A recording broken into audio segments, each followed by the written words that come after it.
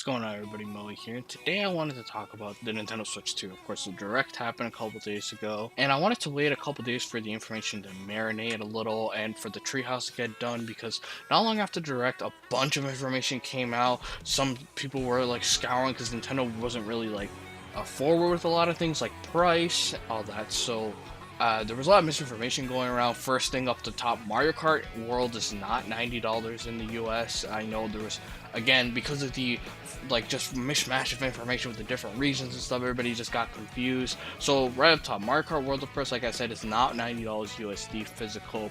It's not $80 digital. Like there's no differentiating for physical and digital here in North America. There's nothing like that. It's only in select countries. And the other thing is when it comes to the game cards now, with Switch 2, it's very similar to Switch 1. Most cards are most games physically are gonna come in the cartridge, just like they do on Switch 1. And then there's also gonna be the game key card situation. So basically, what Nintendo's basically done is, notice how on Switch 1 games there's the download require banner, or some games are just a full download code in the box.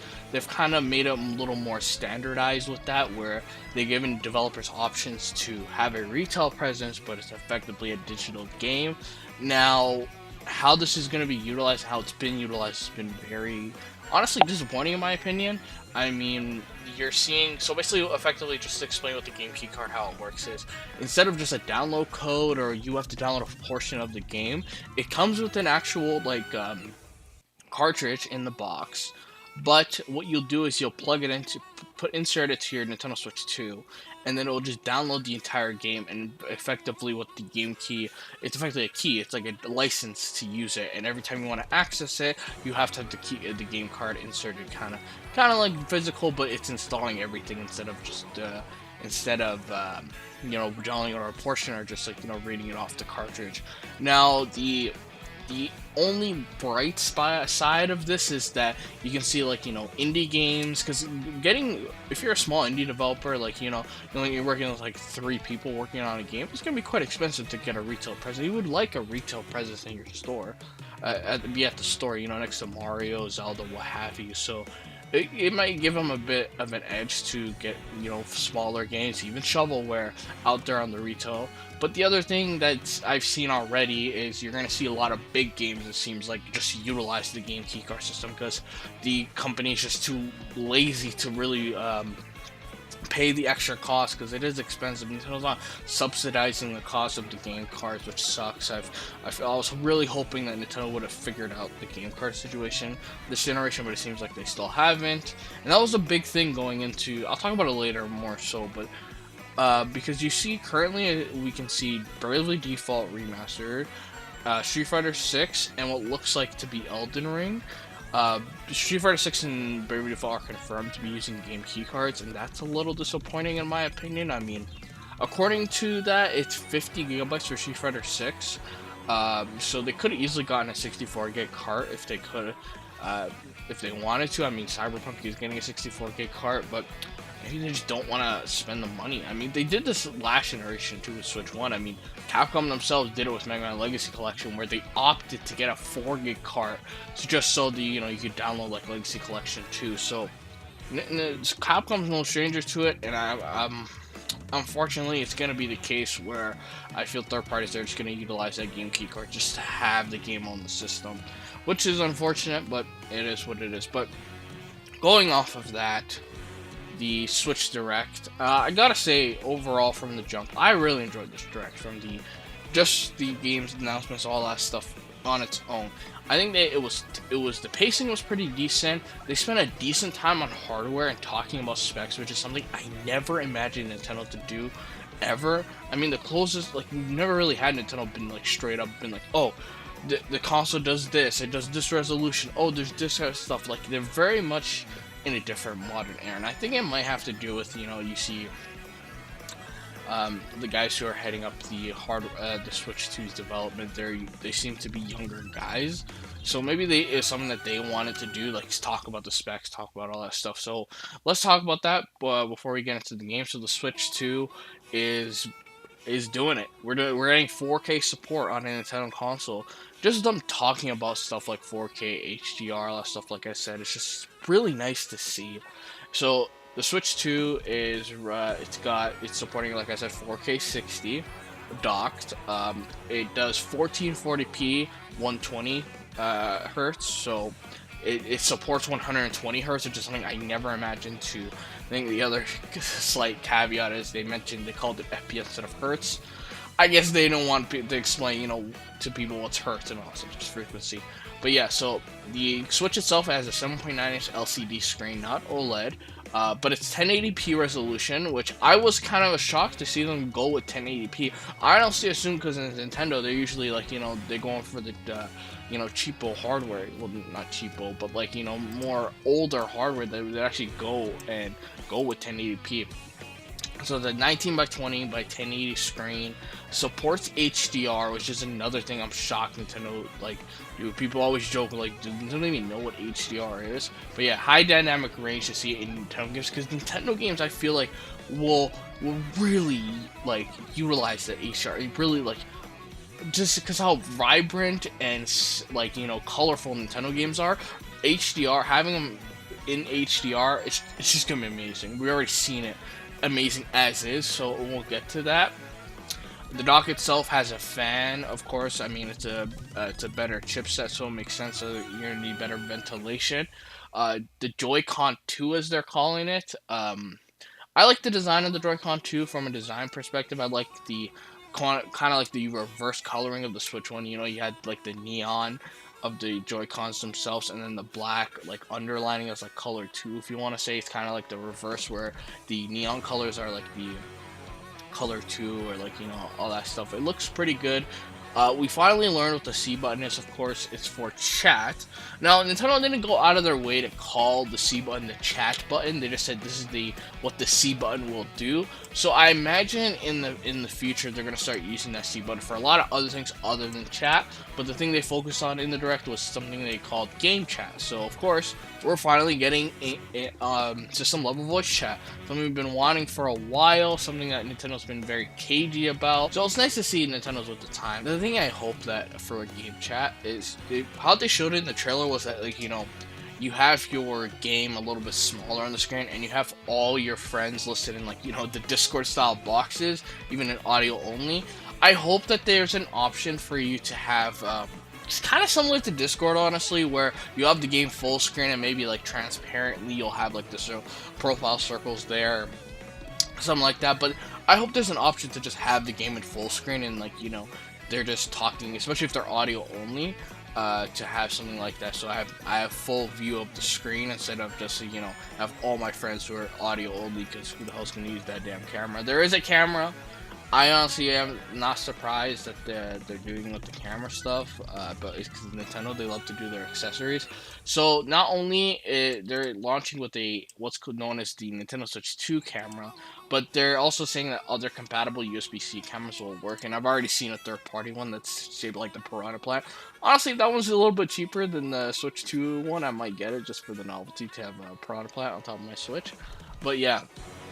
The other thing is, like, which people have been going back and forth on, is that game chat is tied to NSO, and they're doing a free trial period until March of 2026 for all Switch 2 users, but it'll be NSO.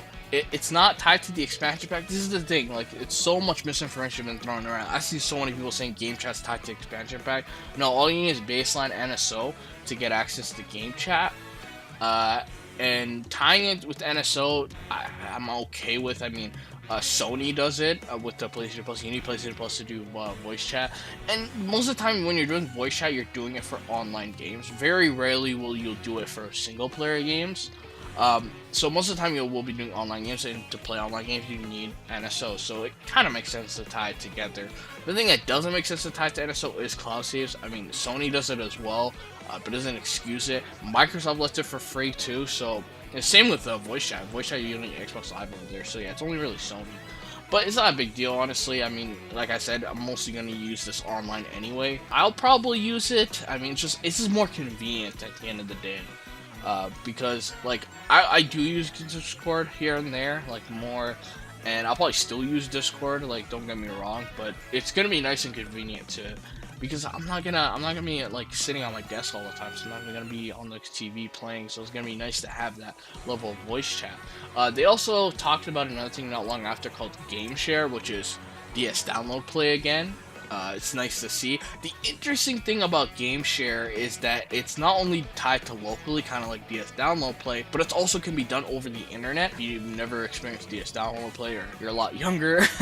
So basically what it allows you to do is you're playing a game, say Mario Kart, and your other friends who have Switches don't have Mario Kart. You could effectively beam that game to their consoles, and they're like, we can play together locally with only one copy. So they're allowing online play with Switch 2. Now, the interesting thing about the local side of Game Share is that it can be done with not only Switch 2 players, but also Switch 1 players. So they talked about this, like, it's going to be select games, of course. Right now, it's the big one that's probably going to come out on launch, is Clubhouse Games. Goated game right there. Nice one to start it out with. You can also use a Switch 1 user. So let's say I have my Switch 2 and you have your Switch 1, and we're playing Clubhouse Games. We can do download play essentially, which is nice to see, even on a multiple over the internet, which is going to be nice. Tying that in with the virtual game card stuff they announced at the last direct, to see stuff like that is just so nice to see. It's going to make it more convenient and more, especially with the high prices that we'll get to. So yeah, they announced that the games that will be compatible to listed games, of course, Captain Toad Treasure Tracker, Super Mario 3D World plus Bowser's Fury, Super Mario Odyssey, Big Bring Academy, and of course Clubhouse Games. They're getting free upgrades. Of course, the caveat, of course, is Switch 2 exclusive games can only be shared with Switch 2 users, which makes sense. Honestly, this is just, like I said, this is just great to have, because it's just going to make it more convenient to play multiplayer games, whether together or even over the internet. Online is going to be the best. I hope more, especially for the Switch 2 side of things, more multiplayer focused games. Like Mario Kart would be insane. In terms of other parts of the hardware, I mean, Pro Controller has a headphone jack. I mean, finally, welcome to the future. The interesting thing is that the Joy-Con grip doesn't have one, like the Joy-Cons themselves, but let's take it or leave it. I mean, hopefully, they keep the Bluetooth earbuds. If they do, they'll keep Bluetooth, because it's the only system. Sony, PlayStation, and Xbox does not support Bluetooth audio. So if the same as Switch 1, which the OS seems to be, I hope they continue with the support for Bluetooth audio, because that will solve a lot, and it's just makes it more convenient. Yeah, in terms of hardware, other than that, I mean, of course, mouse controls. I was about to forget the mouse controls. Yeah, mouse controls is an interesting one. This is probably one of those I need to try for myself to really gain a better, understanding of it and really opinion. I got nothing much to say outside of it's cool. It's gonna be interesting to play with it, and I think I just need more. I just need to play with it to really get a better idea with it. Storage is coming with 256 gigs of storage. So nice to see a higher storage count compared to 32 or even 64 with the OLED. Because that's the thing, and going back to like the game side of things, like the thing that was stopping a lot of third parties from moving games to the Switch 1 wasn't the console itself, because a lot of games that were like GTA 5, for example, could easily run on the Switch 1. It's just that file size. Like, really, you have to really think about it. Like, a lot of these games are like close to 100 gigs, and it's like, as a developer, you have to think about the lowest common denominator, and there's someone out there with a Switch with only 32 gigs of onboard storage, and they're not using a micro SD card, so you gotta factor that in when you're developing games. So I can see why a lot of third parties shied away from porting their games over to the system because of that. So having something like 256, it's not a lot, but it's definitely something, and something's always better than nothing. So 256, a decent like starting point. The micro SD card, of course, we're sticking with micro SD. It's using micro SD Express cards, and they specifically made this a point in the direct to say it doesn't support micro SD. Now, I imagine that this is going to be very similar to how the PS5 does it, where your external hard drives do work on the PlayStation 5. It just doesn't work for PlayStation 5 games, specifically playing PS5 games. So I have like a 2 terabyte hard drive that I have on PS5. I can have on PS4 there, PS4 games there, and I can play them all day. I can put my PS5 games on that hard drive, but if I want to play them, it has to be transferred to the onboard storage or an NVMe PCIe 4.0 drive that I have like internal, like the expansion slot, basically. I can do it off that. And I think, if I had to guess, it's going to be the same thing with the Switch, too, where you can put a micro SD card slot, I know a micro SD card in it, a regular one, and it will still read it and probably run Switch 1 games. But the second you want to put Switch 2 games, it's going to stop you and be like, you have to use the onboard storage or a micro SD Express card. Now, the confusion with micro SD Express to really get around it, it's not some proprietary format. It's just a new version of micro SD. There's like multiple versions of micro SD. The latest one we're on is micro SD XC, and that's like the fastest version, and Express is basically just the more faster version. If I remember correctly, the speeds are around a PCIe 3.0 NVMe drive. I'll have the file of transfer speeds on screen so you have a better idea of what I'm talking about. So yeah, having something like that fast storage is going to be nice. The actual system level storage will be fast as well, and we'll talk about that when we get into the Nintendo Switch 2 edition of games. But yeah, 3D audio supports. I'm very disappointed that I'm not going to be able to send a 3D scan of my ear to Koizumi. I really wanted to do that. Did it with Mark Cerny. Like, come on, man. Anyway, in terms of the hardware, I'm really impressed at the hardware. All things considered, it's looking like it's going to be a lot powerful than a lot of us have expected, which is nice to see. It's just nice to have a system that is like, with the times and everything. And I feel like Nintendo's really showing that with stuff like doing game chat and stuff like that. And of course, if you're a parent wondering how do I police this for my kid, because I don't want to, I don't want the days of Xbox Live, Call of Duty lobbies. Insert that Xbox Live clip over here. So they have parental controls, basically controlling it, like, do you want your kid to speak to Goomba? So there's something like that going on here. But yeah, getting back into the screen, having it 1080p, 120 Hz, HDR, sublime, just amazing to see, and I just cannot wait to play games on that. It also, the other thing is another thing that Nintendo is doing, they're getting with the times, is that screen supports VRR, or variable refresh rate. Essentially what that means is, say for example, the game that you're running on the Switch 2 is running at 60 FPS. The actual screen will adjust to 60 frames per second instead of just trying to double those frames to 120, for example. If, let's say, you're having frame drops in a game, for example, it's able to smooth it out with the refresh rate, because it's variable. It's going to switch to whatever thing, and it's really good for that. So I'm really happy with the hardware and the specs so far, and we'll talk about price later, but I think it wants the price. I'm okay with the price in that sense. But so yeah, let's get to the games. And let's start out with the one it kicked off with, Mario Kart World. Like I said in the Switch reveal, it's just so nice to have a brand new Mario Kart. And it really looks like they have taken their time with this one. It really looks like the 10 years we had with Mario Kart 8, they've been really cooking with this one. Now the biggest thing about this one, this is very much like a open world, very Forza Horizon coded Mario Kart, where you can drive virtually everywhere, as the trailer denotes. And basically, for Grand Prix, they're all connected, so like in between tracks, you're doing another race to get to the next track, and it's all connected and stuff. And that thing, to switch up gameplay like that, it just looks amazing. Like, graphically looks amazing. It looks it looks great. There's nothing much else to say on the graphics front.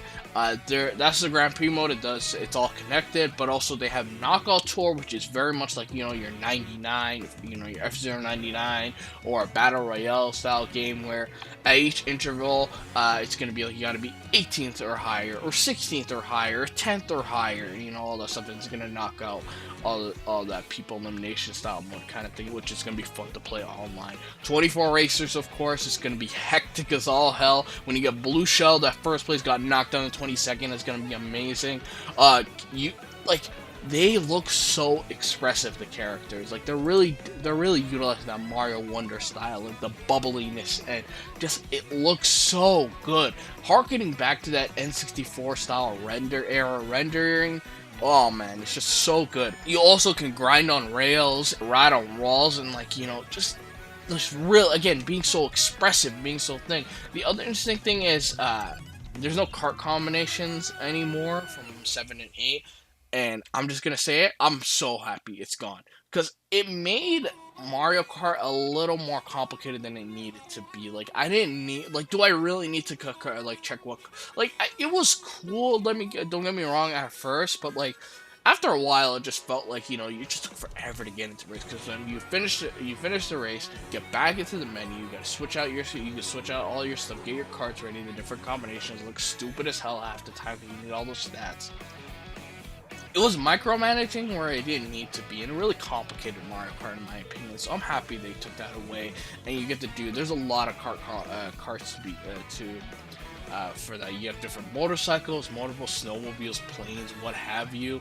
And the character count, I mean, are you kidding me? The cow from Moon Meadows, the coin purse guy, the penguin, like they're really putting the stops up for this one. And there's costumes. Oh my god, I'm so happy there's costumes because that's one thing from Mario Kart Tour I really like the quote unquote customizability with the characters, and I hope they really go hard with this and they change it up. And the costumes looks like it's already. I mean, they got the Mexican sombrero wearing Waluigi. I mean, they're really going hard with the costumes, and I can't wait to play.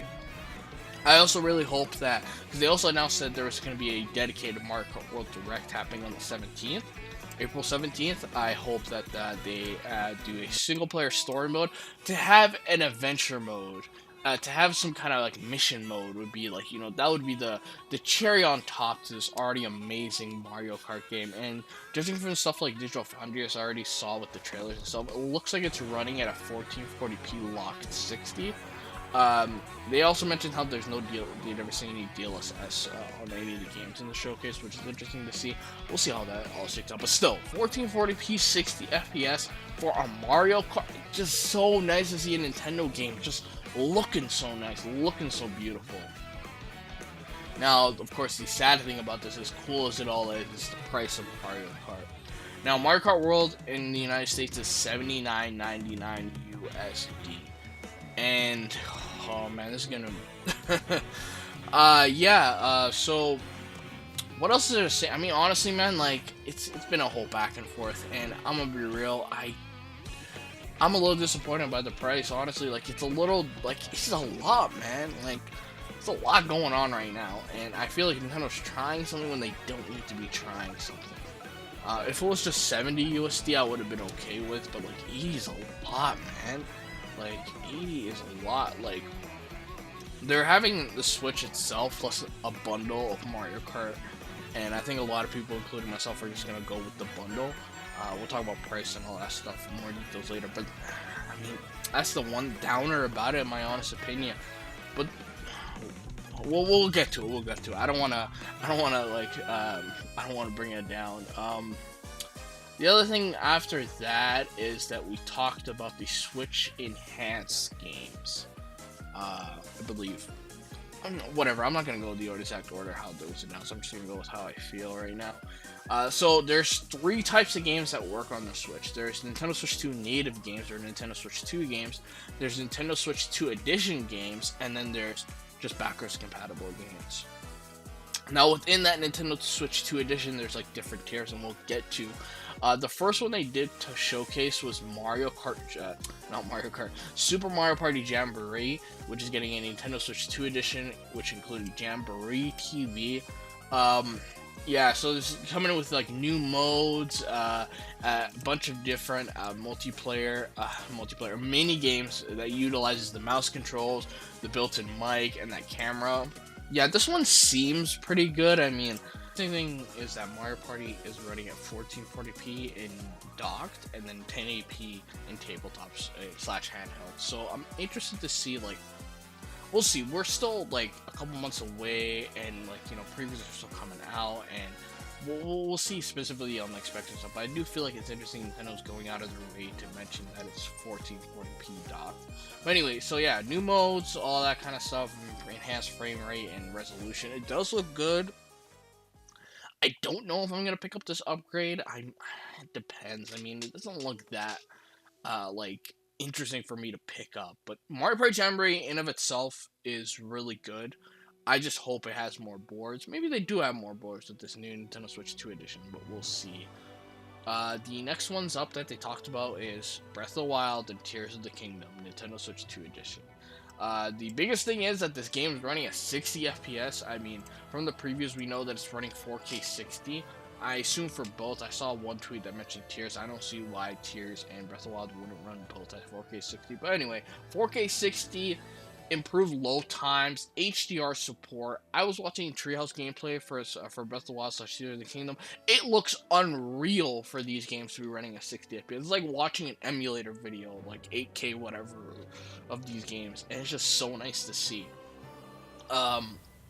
Interesting note here is that these ones in particular are included with the Nintendo Switch Online Plus expansion pack. So if you have that tier, you're gonna get these two upgrades day one, since they are releasing June 5th. There's also a Zelda Notes app thing that's in the Nintendo Switch app, Nintendo Switch Online app, which they're gonna rename to Switch app, Nintendo Switch app.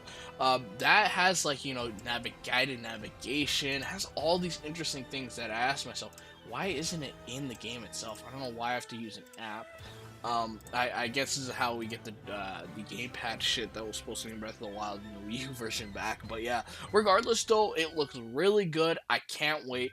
I don't know what I'm going to be jumping into first, Tears or Breath of the Wild. Probably Breath of the Wild, because I played Tears very recently. I haven't touched Breath of the Wild in a while. But I might pop in just to see. I mean, I get these as being an expansion pass member, but yeah, seeing these games at 60 FPS is unreal, and I cannot wait to try them out. Next one up was Kirby in the Forgotten Land. It's coming with a new post-game story, which is interesting, and of course improved frame rate, looking already at 60 FPS, which is so nice to see. I recently played Forgotten Land, so I do feel a little cheapened that, like, I just played this like a couple months ago, and now they're having a brand new post-game. But I might pick this up. I don't know. It depends on, of course, the price of this these upgrades, because yeah, aside from Tears of the Kingdom and Breath of the Wild being included to NSO, all these are paid upgrades, which is not too bad. I mean, Sony does it. I mean, they did it with a lot of their first-party games. As long as they're priced accordingly, I don't really mind for the upgrade, especially something like this for Kirby being a new story and everything, improved frame rate, all that stuff. That comes out on August 28th. Yeah, not a lot of dates here.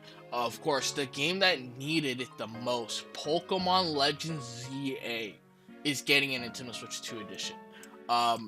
I'm thinking the Lord that I'm going to be playing this on Switch 2, and it's going to be enhanced. And it's looking like already from the trailers running at a 60 FPS. So to see a Pokemon game that's running at 60 FPS is again insane, like the Zelda one. I cannot wait. I cannot wait. Yeah, I can't wait. Legends ZA looks fun as hell. There's not much else to say. The new battle system being more real time is going to be interesting to play. Another one that is like, holy shit, is Metroid Prime 4 Beyond. Now, this one was a more interesting one. It goes back to my earlier point of, like, them being more open about the specs of the machine and, like, talking about graphics. So there's two graphics modes that Metroid Prime 4 has. A quality mode that runs at 4K 60 docked, 1080p 60 in handheld. Insane. A Nintendo game running at 4K 60. Now they have a performance mode that runs at 1080p 60 on TV mode and 720p 120 frames in handheld. Holy shit. I mean, at 120 frames, I don't know what I'm going to be playing at.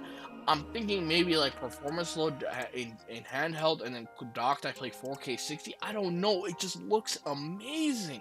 And I was watching the Treehouse, like I said, for all these games, and Prime 4 in of itself, I believe they're running in quality mode in the Treehouse, so because it was a 4K stream, and it looks amazing. Just a little trailer, you can see like the reflections. Maybe it uses ray tracing in my head, because I'm gonna be shocked if it does.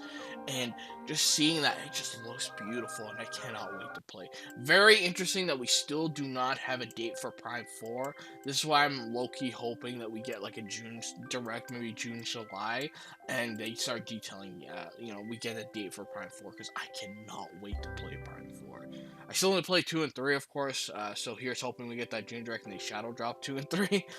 But yeah, cannot wait. So the price hasn't really been said about these upgrades, but everyone's been like guessing and assuming it's like $10 for the Zelda ones, 20 for Mario Party Jamboree and Forgotten Land. So if I had to guess how they're tiering it, is if it's just a visual upgrade, it's $10. If it's a one that includes content like Mario Party Jamboree and Kirby the Forgotten Land, that's 20. And to be honest, if it's those prices, I'm okay with it. Like if it's good content, like for example, like I said, I think Kirby is one where I might just get, because it's new story content, it's post game content, which I'm interested in getting and playing that game at 60 FPS is gonna be so much fun. Mario Party Jamboree doesn't seem like content I might I don't know, it depends. But I know for Kirby for sure seems worth it at the $20 upgrade fee. Yeah, so 10, even like, so the visual ones for 10, that's not bad. I mean, if it's included, if they're being very consistent about this, and they're making like, if it's just a visual upgrade like Zelda, like the Zelda games is gonna be part of the expansion pack, that's gonna be nice. But still, paying like $10 is like just to get a visual isn't too bad, all things considered. Now, the other thing they talked about and they weren't very clear on was that these Nintendo Switch 2 editions were gonna have physical releases. And so basically how it is going to work and how it's been confirmed now with the retailers and stuff is that for the Nintendo Switch 2 editions, the physical ones, they are coming in a Nintendo Switch 2 box, which, can we say the box art is just so bad. Not the actual art itself, but the actual Switch 2 box, not great. Why aren't they using that dead space?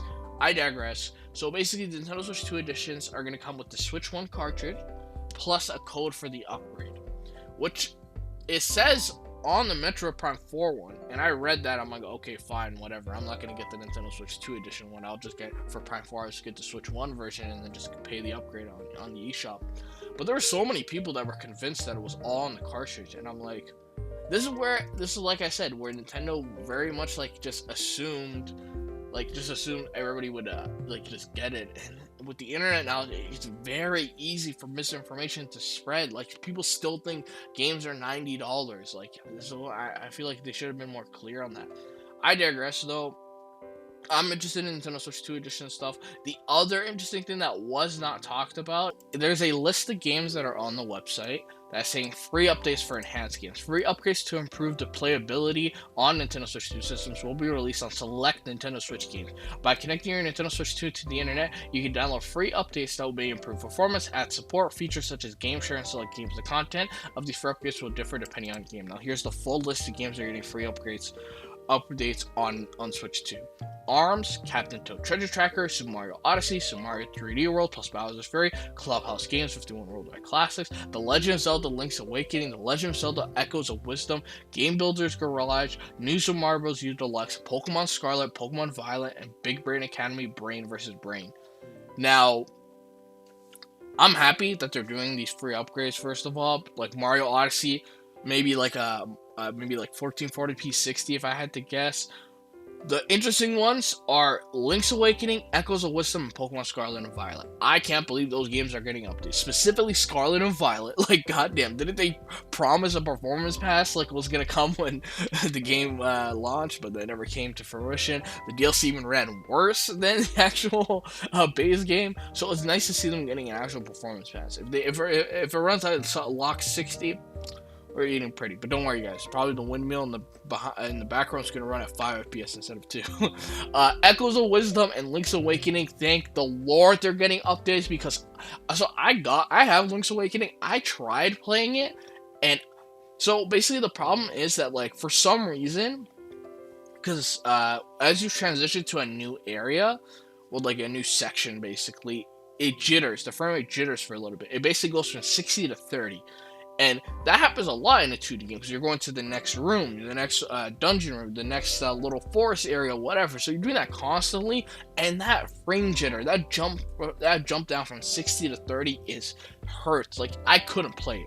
Like, and for me, I don't really care for frame drops, and I couldn't play Link's Awakening. Like, I tried, I just couldn't do it. It was too much. So, And it was very disappointing to hear that Echoes of Wisdom had the same problem too. So I'm happy to see they're getting free updates. Another one is Bowser's Fury. Bowser's Fury, so on handheld mode, one's at a Lux 30, and in docked, so the second Fury Bowser comes in, the frame rate just cuts in half. It's not great. So yeah, just to see like these free updates are going to be nice to have as well. I hope they expand this list as well. I imagine they will, but it's going to be interesting what they make as like a free upgrade versus a $10 one versus a $20 one. It's going to be very interesting. Moving on, there is Nintendo Switch 2 Welcome Tour, what should have been a pack-in, but isn't, because Nintendo historically does not like pack-ins. One of the famous stories, of course, is from Reggie's book. He talked about how during going into the Wii's launch, he was trying to convince the heads at NCL that to include Wii Sports as a pack-in, and the NCL was just not budging. He had to basically really twist their arms to really get them to really put that as a pack-in. So Nintendo historically doesn't like pack-ins, but it really begs the question, why did they include Nintendo Land as a pack-in? I guess they didn't really see it as a big deal because it was the deluxe set, but that's besides the point. 1-2 Switch was in a pack-in, so to see this not a pack-in as well is interesting, and I really hope that it's not too expensive as well. It's looking like it's gonna be like $6, and I gotta be real, I looked at this and I'm like, this is like Astro's Playroom but for Nintendo, and it looks kind of interesting. I might get it just for that reason, honestly, because even though it looks like it's just a digital manual that you play, it looks kind of fun. Like, I'm not gonna lie, it's gonna be interesting too. They had this, I heard from the hands-on event, they had you'll be playing Mario Brothers in its exact resolution, exact pixels, 254 by whatever it actually is, and it will be like a little square on screen because it's a 4K display they were running on, assumingly, and it's gonna as you play, it's gonna expand the pixels to really show what 4K really is. Or another one that's testing you how you tell the frame rate, which is gonna be a fun one to try, and another one for the vibrations. Things like that are going to be very interesting to play and interesting. Another interesting one is Dragon Drive, which is like a wheel-to-wheel basketball game that uses the dual mouse mode. So both the Joy-Cons have an optical sensor, of course, so you can use the mouse and you're rubbing it on the desk and stuff and using it like a wheelchair to play basketball. This one looks interesting. I just hope it's not too expensive and it's like a $20 eShop release, because in the Switch 1 era, we didn't really get a lot of eShop exclusives from Nintendo. We got very few. I mean, I go back to the 3DS era, they did so many just random eShop drops. And I guess back then it was more to do with the investors really wanted to do free to play, so they decided to do stuff on 3DS in just that era. But I hope they would do more eShop exclusive stuff, and I hope this is a eShop $20 thing, and it would be nice to have. Another thing is Hyrule Warriors Age of Imprisonment, so another Koei Tecmo Musou game. I don't really care for Musous. The only Musou game I really got into was Hyrule Warriors 1 because of the fan service more than anything else for the Zelda series. I played the demo of Age of Calamity. Of course, the performance is ass, so there's that. The other thing that I didn't like about Age of Calamity is that it wasn't canon. It just decided to not be canon. I didn't like that. This one seems to be canon, but the jury's still out. They're saying it's canon, but it could not be as well. But it's gonna be interesting how what they do with that. That one, hopefully the performance is good on that as well.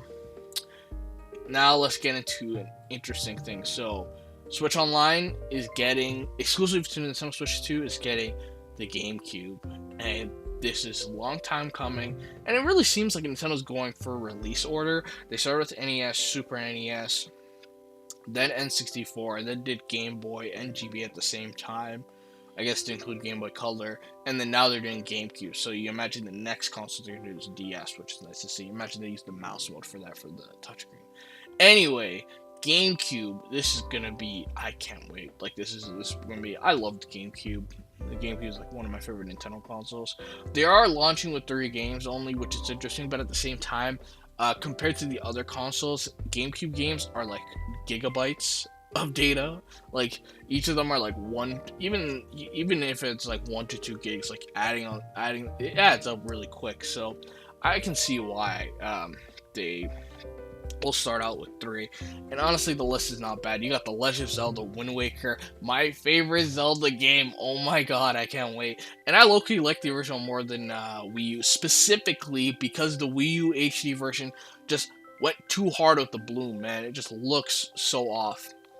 But yeah, I don't know if we're getting Wind Waker HD. We could still get it. I don't think it's it is the final nail in the coffin. I'm not getting it. I mean, we have the original Mario 64 and 3D All Stars, and we're getting Mario Sunshine alongside the quote unquote remastered version of 3D All Stars. So I wouldn't. The jury's not out on that one. I feel like we'll still get it, maybe for Switch 1, but we'll see.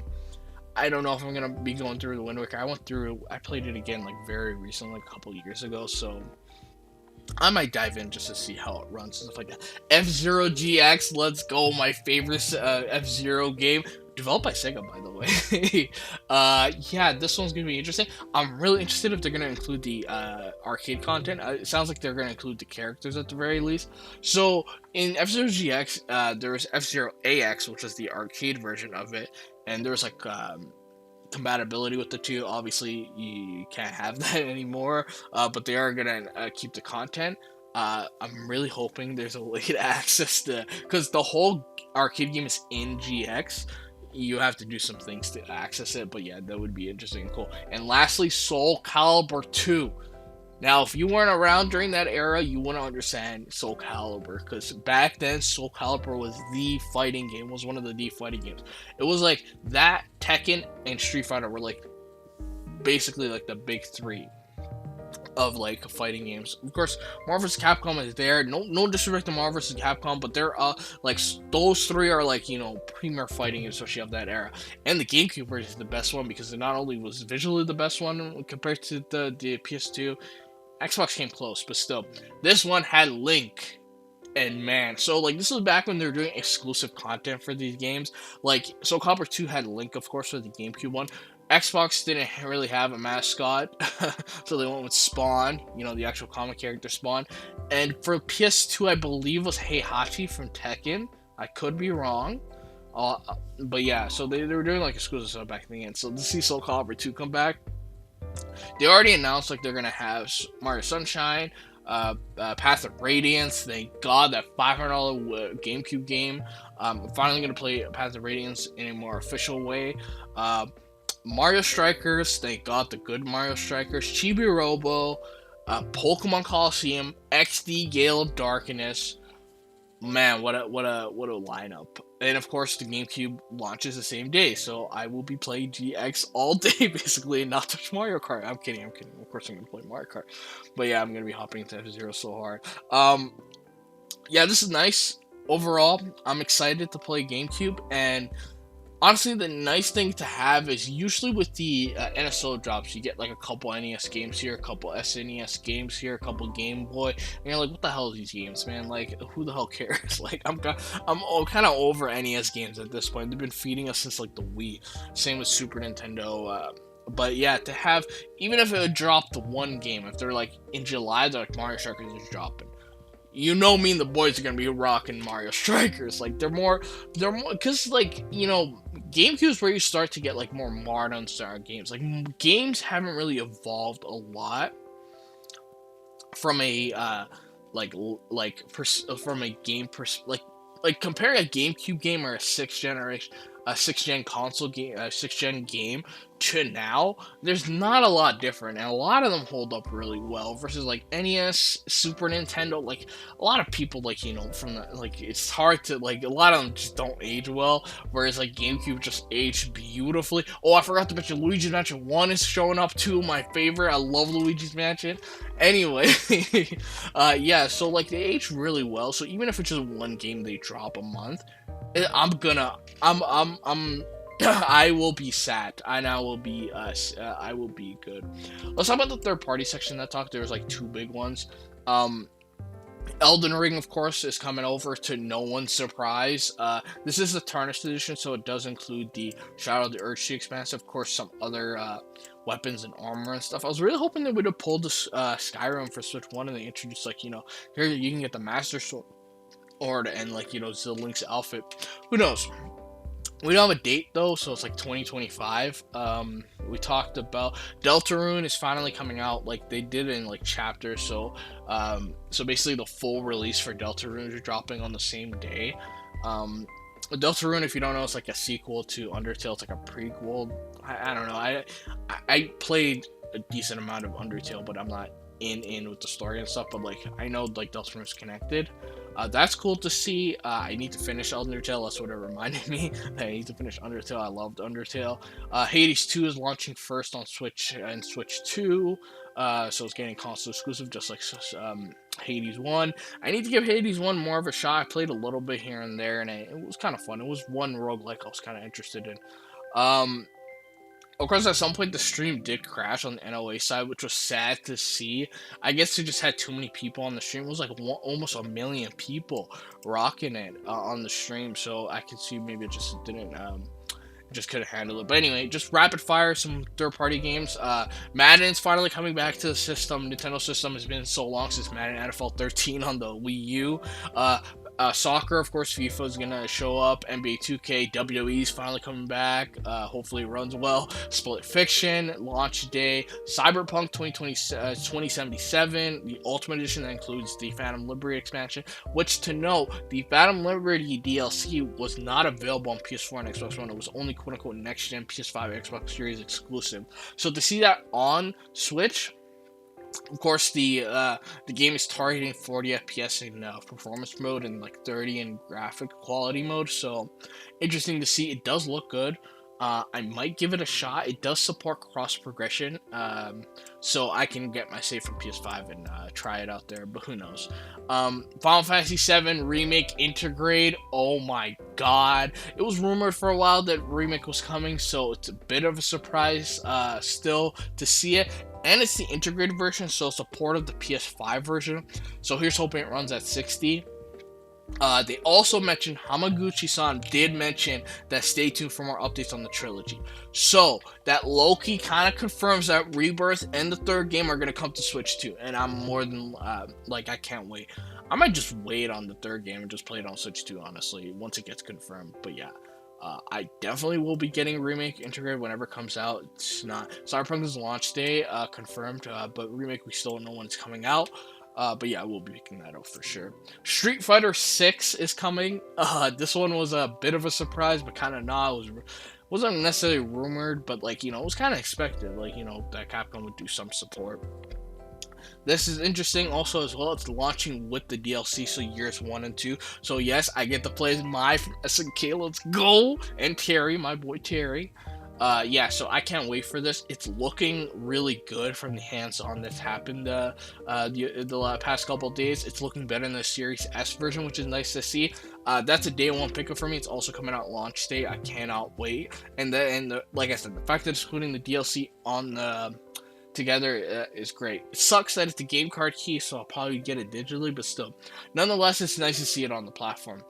Sid Meier's Civilization 7 with mouse mode. That's cool. Hogwarts Legacy finally gonna run well, I guess. It's gonna have mouse mode as well. Bravely Default Flying Fairy HD Remaster. I'm a little shocked that, first off, this is a Switch 2 exclusive. It's not coming to Switch 1. And it's exclusive for some reason. A remaster of Bravely Default 1 from the 3DS. It's including like new modes and stuff like that, so that's interesting to see. I don't know if I'm gonna pick this up, if I'm being honest. Depends on the price, honestly, but I do want to give Bravely Default 1 a shot. Team Asano puts out some good games, so I'm definitely interested.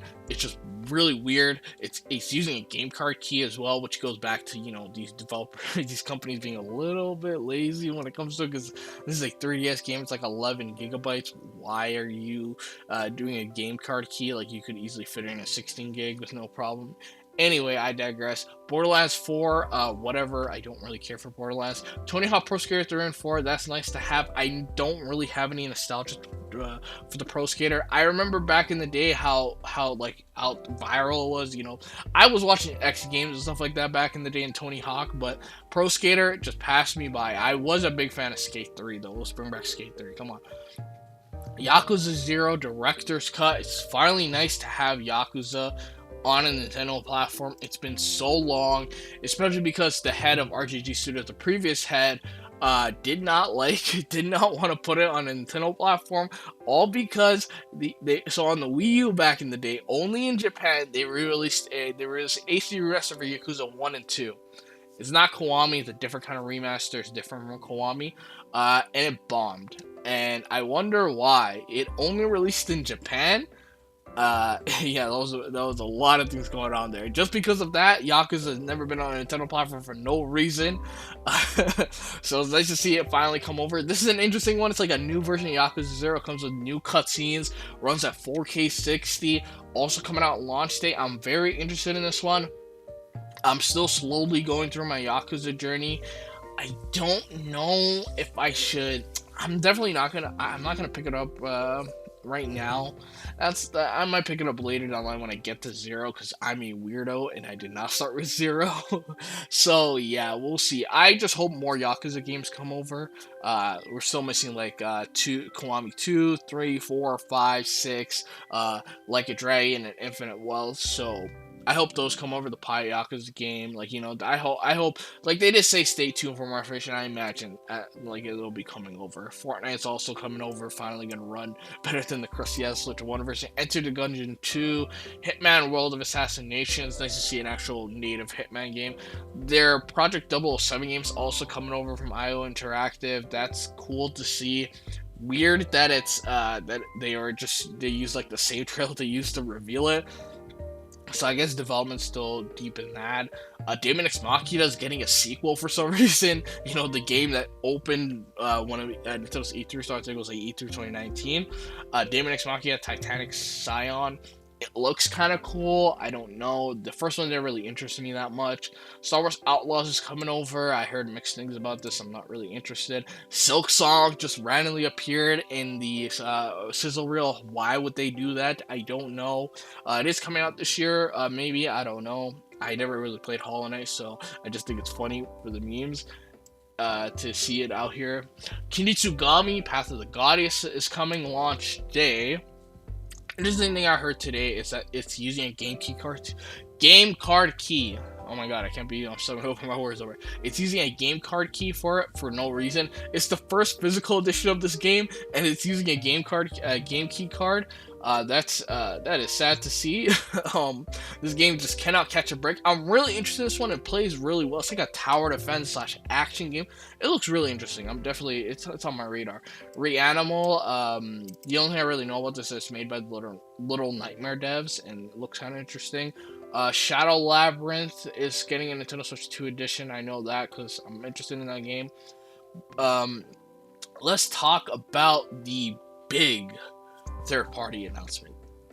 A brand new, exclusive From Software game, The Duskbloods. Now, when this trailer opened up, I immediately thought, is this a Bloodborne? No way. I mean, Nintendo, like Sony at the last show showed like everybody's golf and friggin' Patapon. So is it that much of a stretch for them to put Bloodborne? No, but this is a very Bloodborne coded game. Yeah, it's very gothic. A lot of stuff is getting that vibes. You play as a vampire. At first, I thought this was Castlevania. So there's that. Directed by Miyazaki, so that's interesting. Coming out in 2026. It's a PvPvE game, so you're doing PvP / fighting enemies. Is a multiplayer game similar to Night Rain. I've talked about this before, but FromSoft games, I give them a shot. I have respect for the developers, but it's just not for me. I'm gonna be honest. I want to give Elden Ring another shot because it looks fun, but yeah. Sekiro was the only one to get me really got invested. I think it was just because of the setting. Anyway, that looked cool. Having an exclusive FromSoft game really shows how confident Nintendo and even third parties are with the power of the system.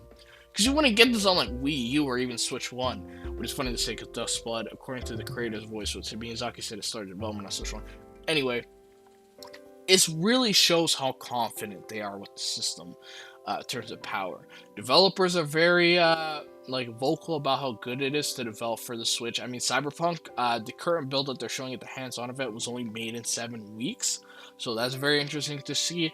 And they were able to eke out that kind of performance. Is very interesting. Like I said, it just goes back to Nintendo is really firing on all cylinders when it comes to this and making sure the developers get the support they need for a more friendly console.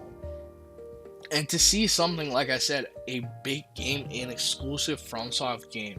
FromSoft owns the IP, by the way, so if they want to make this, if this is time exclusive, that definitely could be the case. But anyway, very nice to see. It gives me hope for third-party support on the system. Because Switch 1's third-party support was good, but it could have been a lot better. And I feel like there were so many things that, like, from a developer's perspective, from Nintendo's perspective, with the game cards and whatnot, there were so many things that were causing it to, like, not be great. And, like, a lot of third-party games were just very questionable on the system, and you saw the internet basically clown on the Switch, being like, "Oh, this is what the Switch version of this game is gonna look like. It's like 240p or whatever." And I feel like I hope that we're not gonna see those memes again because I'm sick and tired of them, honestly. Like, goddamn, like, I love the Switch for what it is, but man, I hope these third-party ports are not watered down. And it looks like that's not the case. I mean, from a Nintendo first-party standpoint, looking good. Third parties, I've seen nothing so far that has that made me think otherwise. When it comes to the power and the strength of the system, it's looking good. I have a lot of faith that it's gonna be well. Kirby Air Riders, like, what the hell? A sequel to Kirby Air Ride? Now, I have no nostalgia for Kirby Air Ride. I played a little bit of City Trial back in the day, but I've never really sunk my teeth into Kirby Air Ride. I've looked at it. I respect it. It is the last game that Sakurai have developed for Kirby, so it's kind of funny that this one, his return to Kirby is Kirby Air Ride. So Sakurai literally, Nintendo was just like, "You want to make a new Smash?" It's like, "No, I want to make a Kirby Air Ride." And it's Masaru Sakurai developing it in 2025, so you know the content, it's going to be brimming with content. I cannot wait. It's going to be fun. It's coming out in 2025, so having two racing games in the same year is going to be interesting. I cannot wait. It's going to be so much fun. It's the Sakurai game. I called it from the jump that as soon as Sakurai said he was working on a new game, I knew it wasn't Smash. I think Smash is going to take a break this generation, if I'm being honest. I don't know if we're going to get another one. And even if we do get another one, I think it's going to be a reboot, and it's going to be very late in the generation. Also, there was someone I saw that, talked about Sakurai Return to Kirby. It was probably a little too early on that one, saying it was Forgotten Land. I digress. But yeah, it looks fun. I cannot wait for Kirby Air Ride. But yeah, there's not much else to really say. Donkey Kong Bonanza. This was the closer for the show, first party wise, and my god, was this so cool. So when the trailer opened up, I initially thought, because I saw those eyes, and I'm like, wow, those are rare. This is Banjo? Are they doing Banjo? And then I'm like, wait, this is first party. Why would they talk about Banjo? But yeah, it's close enough. It's very rare vibes, and indeed, it is Donkey Kong. A 3D Donkey Kong game. I love DK. I've always loved his games. Donkey Kong Country, Donkey Kong Country Tropical Freeze, Returns is okay. I don't have any nostalgia for Donkey Kong 64. I played it a little bit back in the day, but never really gave it a shot. Big fan of the Donkey Kong Country cartoon made in Canada, by the way. But yeah, I love DK, and the fact that he's finally getting a proper, legitimate 3D game, because 64 wasn't that great. I'm sorry. The DK rap's amazing, but everything outside of that's just not great. Yeah, so it's getting a proper 3D and what looks like to be made by EPD Tokyo, the Mario Odyssey devs. There's of course being hush-hush about who's developing it. Just look at the credits to learn more. But yeah, it's looking fun. It's very action oriented. You're destroying the environment. You're grabbing debris. You're grabbing debris to throw at enemies, or to use to surf on them or whatever. It looks really fun. Like, it looks fun. He's so expressive, bro. And doing the Donkey 64 thing of like, ooh, banana. Every time he like grabs like one of the bananas. Oh my god. It just looks so much fun. So so expressive, so much fun. I cannot wait. I love Mario Odyssey, I love 3D Marios, and if this is just with DK, I cannot wait. His voice acting, like, like it is insane. It's coming out on July 17th, so not long after the Switch 2 drops, we're going to be playing that. I cannot wait. It does beg the question, are we getting a 3D Mario? And it could be easily a simple thing is that they worked on this and a 3D Mario at the same time because it's been 8 years. I hope that's the case when we get Mario, a 3D Mario this holiday, because it is the 40th anniversary of Mario Brothers. And I know Nintendo doesn't like celebrating anniversaries. I feel like for Mario though, let it slide. Zelda's a little bit questionable. Look at the 35th anniversary of Zelda. Now let's talk about the price. Now the system is launching at $449.99, which was a lot higher than I expected to be. I was really hoping that Nintendo was going to gun for the $399, and I do feel like it was more so they were kind of forced to a little up the price a little just due to impending tariffs and all that kind of fun stuff. Yeah, so I feel like they were kind of forced to up the price a little because of the tariffs, which is what it is. But even then, at $449 for what we're getting, it is so nice. Like I said, 120 hertz screen, 1080p. It does 4K, HDR on the actual like screen itself. Even comparing it to like different handles like the ROG Ally or the Steam Deck, like the Steam Deck OLED only does 90 hertz. The ROG Ally X does 120. It's an LCD. I don't think it does HDR, and that's like over $1,000. Like to see at $449 is a good price. The cost of the games is where it gets insane. So Mario Kart, like I've talked about, to me doesn't feel like worth it at $80 USD. That's why I'm going for the bundle. If I'm able to pre-order, here's hoping. I'm in Canada, so we're gonna have to deal with the US trouble with tariffs, but who knows? We'll see what happens.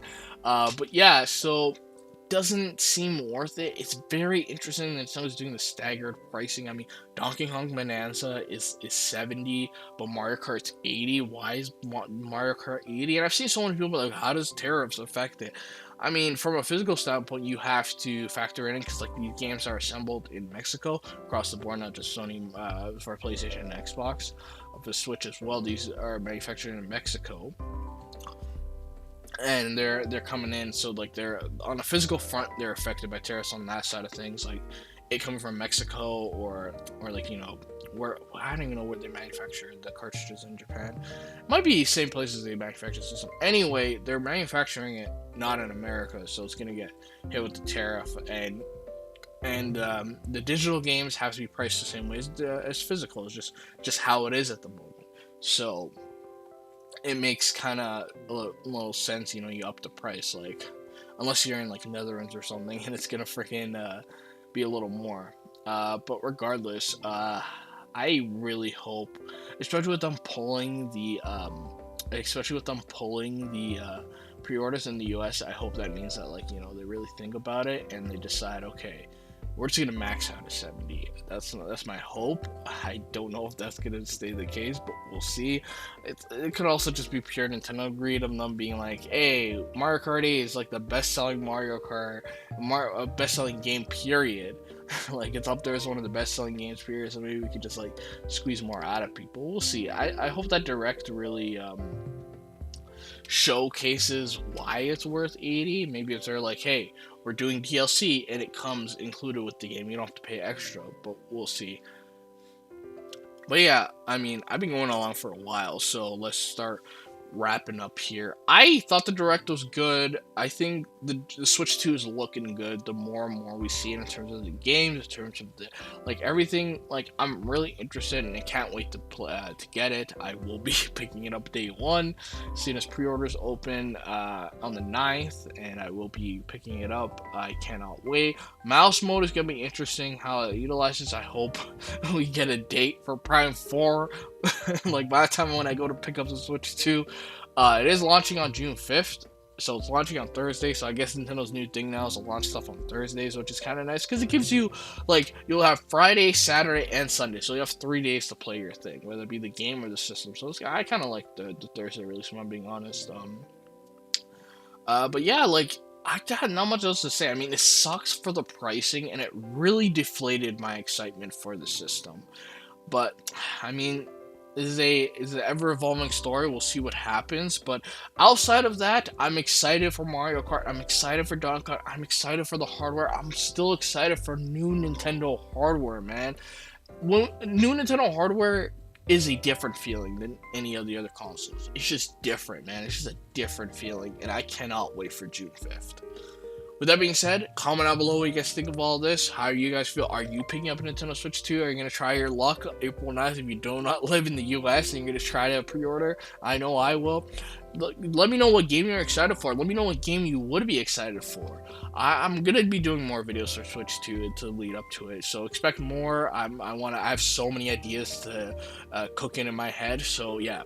Like this video, of course. You want to subscribe and ring that bell for notifications for more Switch 2 stuff. I'm going to be making sure I'm making a lot of these videos. I have so many ideas for the Switch 2 stuff going into the launch. But yeah, with that being said, this has been Moawe, signing out.